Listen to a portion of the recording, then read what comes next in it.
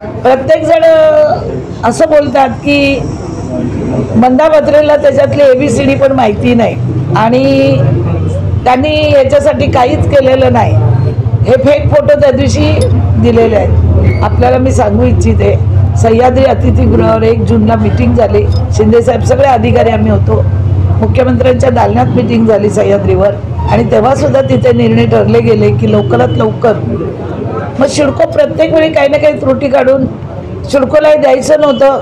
ह्या MIDCच्या जमिनी जवळजवळ 400 ते 500 एकर जागा झोपडपट्ट्यांनी घेरल्यामुळे त्या आम्हाला द्यायला त्या आमच्याच जमिनी आणि ह्या पण आमच्याच जमिनी आम्हाला देत नव्हते.